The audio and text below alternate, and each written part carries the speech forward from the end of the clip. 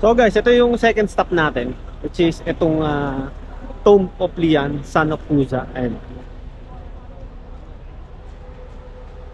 ito yung second stop natin. So first stop natin is yung Jabal Al-Amar.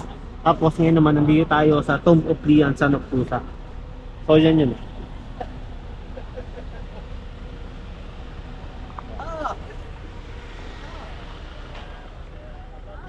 Iba na rin tawag natin. Ha? Dapat iba na rin. Ano na? Idol mo? Idol! Idol! So iba na raw tawagan namin. Ano na? Idol na. Idol. Idol. Idol. So guys, ito na oh. So yan. Ito yung ano, yung Tomb of Lian, Son of Kuza. So yan. Grabe, laki pala nito. Ayun oh.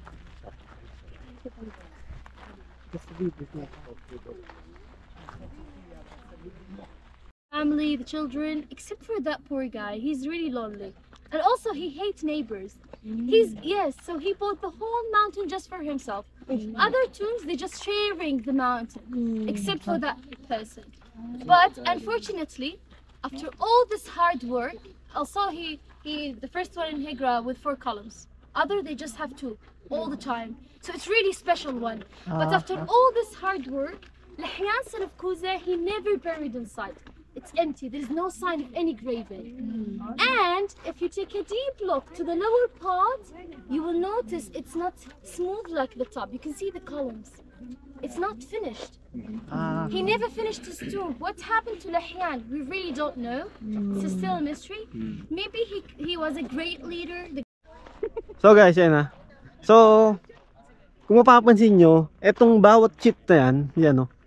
Ano yan, meron niyang ibig sabihin din kung anong ginawa ng mga dati, no? So yan oh. Tignan nyo. Napakaganda. So same lang din guys. Ano lang, kumbaga itong lugar na to, ano to? Nasa ilalim ng dagat to kaya nag-form ng ganyan. So kung maririnig niyo yung yung istorya ng tomb na to, yun. Talagang mamamangha kayo dun sa kung ano yung history nitong tomb na to. Ayan o.